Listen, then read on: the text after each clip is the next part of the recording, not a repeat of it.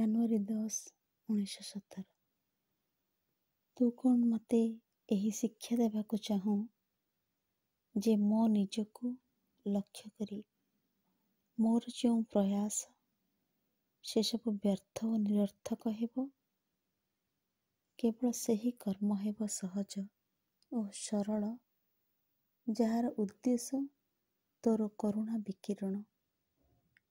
ବହିର୍ମୁଖୀ କର୍ମରେ ନିଯୁକ୍ତ ହେଲେ ସଂକଳ୍ପ ହୋଇ ଉଠେ ଶକ୍ତିଶାଳୀ ଓ ଫଳପ୍ରସୂ।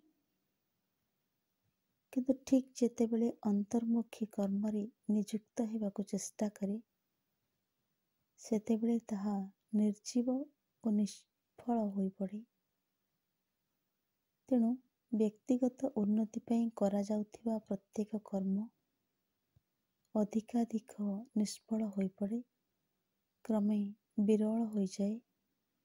ପକ୍ଷାନ୍ତରେ ବାହ୍ୟକର୍ମ ସେହି ଅନୁପାତରେ ଫଳଦାୟକ ହୁଏ ଯେଉଁ ଅନୁପାତରେ ଅନ୍ତରର କର୍ମ ନିଷ୍ଫଳ ହୋଇପଡ଼େ। ଏହିପରି ଭାବେ ହେ ଭଗବାନ, ଯନ୍ତ୍ରଟି ଯେପରି ତାକୁ ତୁ ସେହି ଭାବେ ଗ୍ରହଣ କରିଛୁ।